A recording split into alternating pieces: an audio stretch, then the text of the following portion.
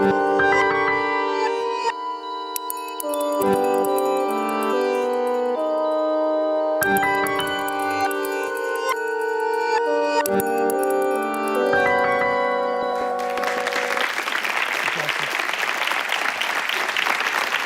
gracias. Muchas gracias. Bueno, hoy vamos a cerrar esta serie de conversaciones sobre Borges. Hemos empezado planteando la cuestión que nos parecía que a menudo no es la que está en la discusión, que es, bueno, ¿qué es un buen escritor? Si Borges es un buen escritor, ¿por qué es un buen escritor? Dimos vueltas sobre esas preguntas, pero hoy vamos a encarar la cuestión de la política de un modo directo. Vamos a trabajar sobre historia y política en Borges, ¿no es cierto? Vamos a tratar de ver si podemos encarar ese objeto, esa especie de obstáculo, ¿no?, que ha sido siempre Borges. Porque Borges es un hombre de derecha, por lo menos el Borges que conocemos después de los años 50. Yo diría que es el último intelectual de derecha. Yo creo que eso lo hemos dicho alguna vez, ¿no? Es decir, el único que dice las cosas que la derecha no se anima a decir, ¿no?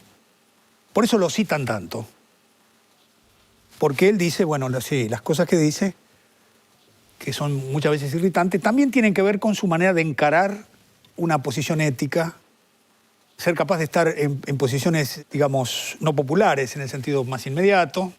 Yo siempre recuerdo una vez, lo llamaron por teléfono, como decíamos, siempre, como estaba muy solo, siempre en general si era interesante aceptaba. Entonces era un homenaje a Dostoyevsky, que organizaba un instituto ruso-argentino, una cosa así, y entonces él fue, y era como una mesa redonda, y creo que estaba el embajador ruso.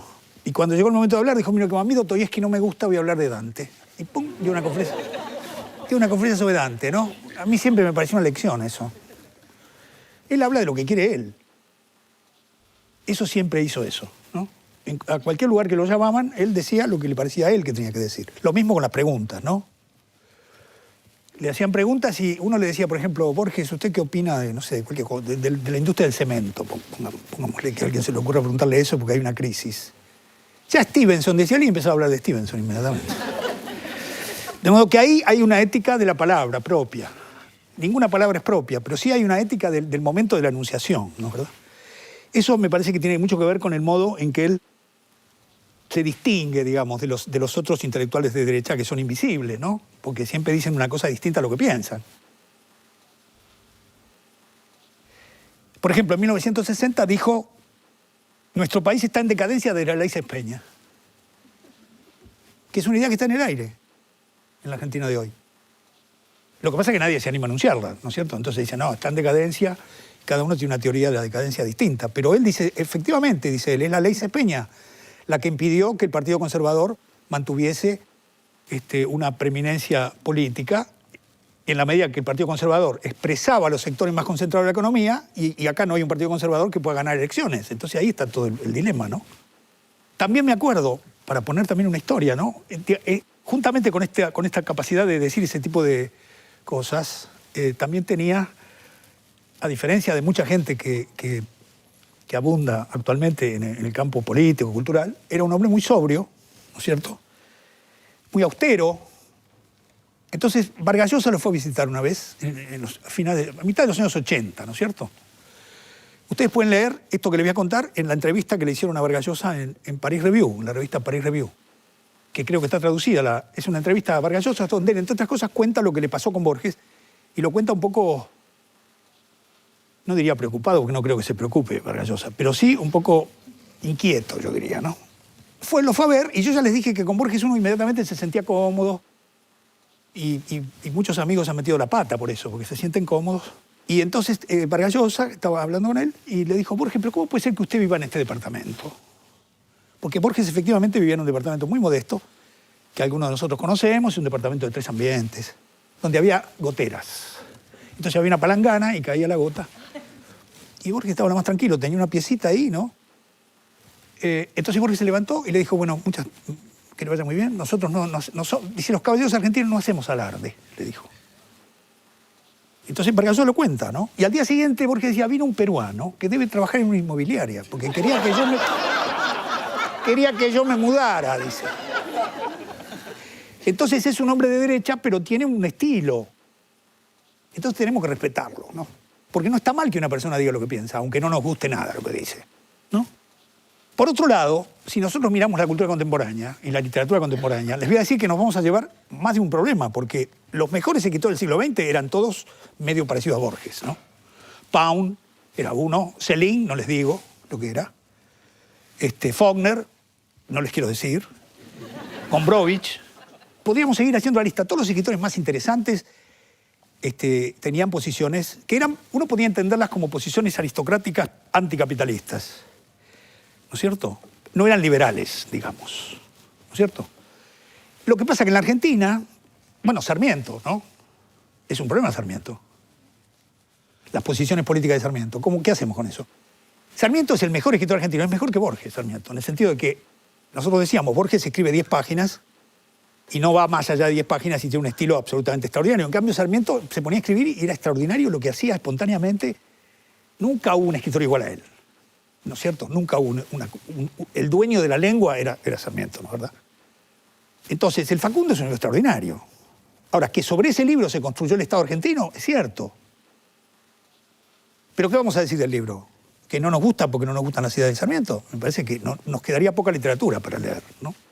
Con esto quiero decir que una cosa son los debates electorales, una cosa son las contradicciones que se dan en el mundo político, y otra cosa es cuáles son las contradicciones políticas que se dan en el campo de la cultura, y debemos respetar esa distinción. Entonces, en el caso de Borges tenemos que ver cómo actúan esas ideas en su ficción y en sus textos, porque sus opiniones valen porque las expresa muy bien, pero no valen más que la opinión de cualquier otro, ¿no es cierto? Eso también tiene que ver con que la cultura argentina es una cultura de izquierda, digamos. La cultura argentina, no quisiera generalizar demasiado, pero me da la sensación que la cultura argentina tiene un peso, la izquierda tiene un peso que no es el peso que tiene electoralmente la izquierda. Entonces cuesta mucho ser de derecha en la Argentina. ¿Cuál es el modelo de la cultura de izquierda en la Argentina? Mafalda. ¿Vieron la chica de Quino? Yo creo que ese es el modelo de lo que es, digamos, el pensamiento más o menos progresista en la Argentina. Una chica que está contra la guerra, que está por la paz, que no quiere tomar la sopa, una serie de cosas. Entonces quiero decir que Borges es un inconveniente y al mismo tiempo es una posibilidad de discutir verdaderamente esta cuestión de qué modo vamos a ver las relaciones entre política y literatura, que cuando decimos política y literatura estamos diciendo posición del escritor en su texto. Lo llamamos política porque la política es una estrategia, una táctica. Usamos esa metáfora. Pero ustedes no se van a acordar nunca quién era el ministro del Interior en la época de Art. O quién era Vítolo mientras Borges estaba escribiendo, qué sé yo. No, ¿no es cierto? Hay una relación entre lo que es el mundo político y lo que es el desarrollo de la cultura que no tiene equivalencia, ¿no es cierto? No podemos. En el presente sí parece que es muy importante. Por lo tanto, tenemos que darle a eso, no una autonomía, porque no se trata de eso. Hay una política propia ahí. Pero debemos saber cómo la vamos a discutir, porque si no, sería fácil preguntarle a la gente qué piensa políticamente y entonces me gustan los textos de él si está de acuerdo conmigo y no me gusta si no está de acuerdo conmigo, que es bastante lo que pasa. Por otro lado, el otro problema que propone Borges es que hasta 1933 pensaba de otra manera, era irigoyenista. En el poema Fundación Mítica de Buenos Aires dice: el Corralón seguro ya opinaba Irigoyen. El Corralón es el conurbano del momento. El Corralón, era eso, el Corralón es donde nacieron los tangos, estaban los prostíbulos, llegaban el ganado que llegaba y llegaban también los carreros, ¿no? Era la zona de la periferia de la ciudad. El Corralón seguro ya opinaba Irigoyen, es decir, estaba ahí Irigoyen. Siempre el Corralón opinó seguro y hubo problemas con eso. Entonces, en un momento Borges pensó que eso estaba muy bien y tuvo una posición muy firme, firmó declaraciones a favor de Irigoyen, participó en un comité de intelectuales jóvenes en defensa de Irigoyen. En 1931 publicó un texto que se llama Nuestras imposibilidades, en Sur, que es un texto muy interesante porque es como una versión microscópica de toda la problemática del ser nacional, ¿no? Es como que anticipa Radiografía de la Pampa. Es un texto que influyó mucho en Octavio Paz, para que Octavio Paz escribiera El laberinto de la soledad, que es también un texto sobre la esencia mexicana. En ese texto Borges ataca la crisis del 30, el golpe del 30 con mucha vehemencia, en medio de lo que dice, digamos que es el único momento en el que él incurre en esa metafísica del ser nacional, incurre a su manera, microscópicamente, en un texto de 4 páginas. no necesita escribir Historia de una pasión argentina como Mallea, ni necesita escribir Reyes de la Pampa. Escribe un texto de 5 páginas que es buenísimo, aunque tiene el problema de que también a él en ese momento se le ocurrió a ver si había una esencia del argentino, ¿no? Que no hay. Les aviso yo que no hay. Nosotros vamos a tomar un momento que es 1951 por 2 motivos. Primero, Borges ya sabe que se va a quedar ciego. Ha tenido una serie de operaciones, está resignado. En el 53, después del 53 ya no puede leer. Entonces se apura un poco y en ese año escribe textos extraordinarios. Escribe Kafka y sus precursores, escribe ese texto del que yo le leí, que es un texto buenísimo, que se llama Notas sobre Asia Bernachot, ¿no? Pero también escribió Kafka y sus precursores y también dio una conferencia extraordinaria que creo que es el texto básico, digamos, de la influencia de Borges, que es El escritor argentino de la tradición, un texto que ha producido un efecto increíble. Y sobre ese texto quisiera decir algunas cosas, ¿no? El año 51 es importante porque en el año 52 él va a publicar su último libro, de hecho, ¿no? Que es Otras Inquisiciones. Ya en el 53 escribe El Sur y después ya estamos con la ceguera, es otra cuestión. Es un libro muy bueno, Otras Inquisiciones, es su testamento, digamos. Él sabe lo que está pasando. Él sabe lo que está pasando. Entonces, él da esa conferencia en el Colegio Libre de Estudios Superiores, que era una institución que habían creado los opositores a Perón, un poco con el modelo de lo que es el Collège de France o lo que es el Colegio de México, un lugar que no es universitario, pero que tiene un nivel, en fin, que Perón luego cerró, por supuesto. Entonces, él da la conferencia ahí, en el año 51, porque ha empezado a dar conferencias a partir de 1946, cuando los peronistas lo echan con el chiste que parece que es de Borges, en definitiva.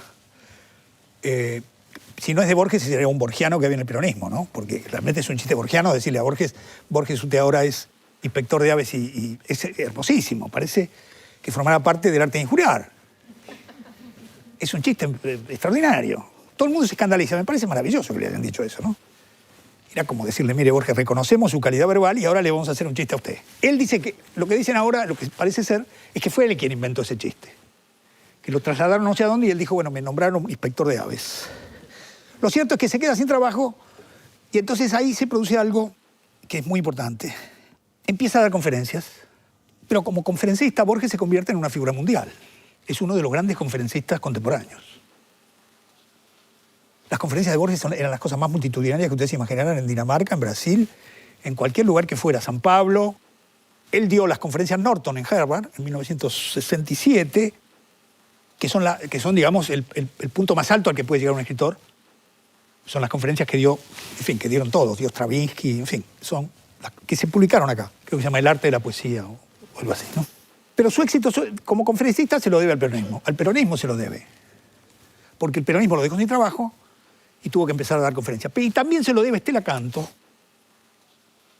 Yo les recomendaba unos libros. Les recomiendo el libro de Estela Canto, Borges a contraluz, que es lo mejor que se ha escrito biográfico sobre Borges.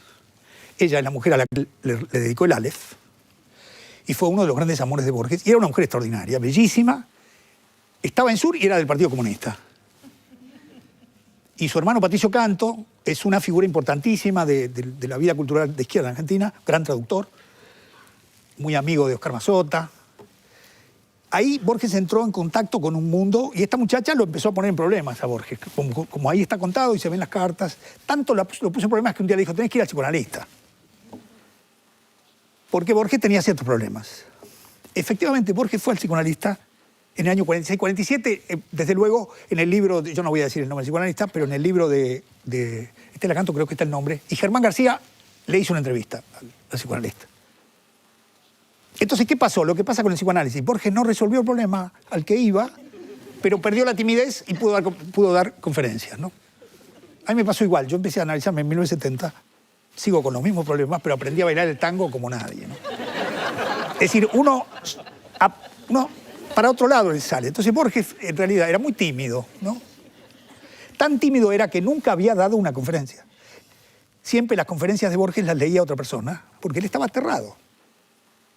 Era incapaz de hablar en público. Pero incapaz de hablar en público. El análisis que hizo le ayudó de una manera extraordinaria, nos ayudó a todos, porque Borges empezó a dar conferencias y creó un estilo de conferencia. Creó un estilo de conferencia, que es un estilo extraordinario, ¿no? Porque parece que estuviera pensando con uno. Ese estilo que tiene, siempre parece que estuviera hablando con alguien más inteligente. Y eso tuvo un éxito maravilloso, ¿no? Entonces, consigue un puesto de conferencista en el Colegio Libre de Estudios Superiores, que es un modo de ganarse la vida que tiene, y en 1951 da esa conferencia, que es la más importante que dio. Es una conferencia que él escribe. Hay ya unos trabajos, un trabajo de Daniel Balderston muy interesante, sobre los cuadernos donde él escribió varias versiones de la conferencia, pero después la improvisó. Que es muy interesante eso.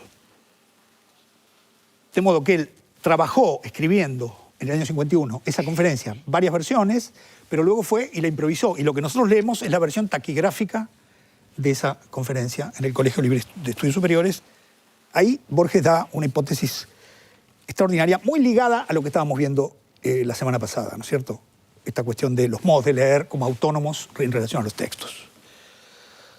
Porque la tesis central es que hay una serie de literaturas secundarias y desplazadas de las grandes corrientes europeas que tienen la posibilidad de un manejo irreverente de las tradiciones culturales, de las grandes tradiciones centrales a las cuales no pertenecen. Y pone ahí a la cultura judía, a la tradición irlandesa y a la literatura argentina. Para Borges, el lugar incierto que tiene el pueblo judío sin territorio, gran lector de la hermenéutica, ¿no es cierto?, y de la cábala, un pueblo nómade, que lee siempre fuera de su propia tradición, y su tradición es el libro.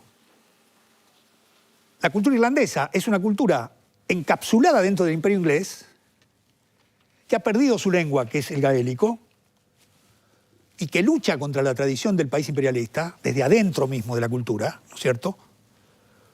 Y produce lo que Borges siempre dice, bueno, produce una cultura de Bernard Shaw, en fin, y produce a Joyce, que es de la tradición católica, por lo tanto también tiene una posición distinta respecto a lo que es la tradición central protestante. Forma parte de una minoría católica, Joyce, ¿no es cierto? Y Joyce escribe sobre esto todo el tiempo, sobre Parnell, sobre la tradición, en fin. Entonces él ve en la tradición irlandesa, a la que admira muchísimo, como admira muchísimo a la tradición judía, a la tradición, digamos, de lectura judía, algo parecido a lo que pasa en Sudamérica, dice por primera vez. Está hablando de Sudamérica en la conferencia, que es muy raro. Es la literatura argentina, el escritor argentino y la tradición, pero también es Sudamérica. Es decir, yo diría el Río de la Plata, habría que ubicar qué Sudamérica es esa, ¿no? En definitiva, lo que Borges dice es que la tradición nacional es un modo de usar la cultura extranjera. La tradición nacional es un modo de usar la cultura extranjera, no es un contenido. Es un modo de leer. En el mismo sentido en que había dicho antes, en el texto que yo les dije, que si había un modo de leer que él podía saber de cómo iba a ser en el futuro, él podía saber cómo era la literatura en el futuro, porque es el modo de leer el que constituye lo que luego sería un contenido. Por lo tanto, libera a la discusión sobre lo nacional de cualquier cuestión de contenido. Contenido folclórico, contenido prehispánico, contenido anti-inglés, contenido pro-francés o lo que fuera. Pone una posición extraordinaria. ¿Por qué? Porque siempre le leemos fuera de lugar. Siempre lo que nos viene está descolocado, no está en la tradición que debe ser. Leemos todo, bueno, Sarmiento es un ejemplo de eso, ¿no? El Facundo es un libro escrito con toda la biblioteca y no se parece a ningún libro que se haya escrito en esa época. Como Borges, se escribe con todos los libros y díganme algo parecido a lo que hace Borges acá. Es un uso de la cultura que está ligado a todo lo que está pasando en la cultura sincrónicamente en ese momento, y el objeto que se produce es un objeto completamente nuevo y novedoso que está hecho de todo eso, pero que es nuevo y distinto. Enciclopedias, atlas, el oriente y el occidente, siglos, dinastías, símbolos, cosmos y cosmogonías brindan los muros, pero inútilmente.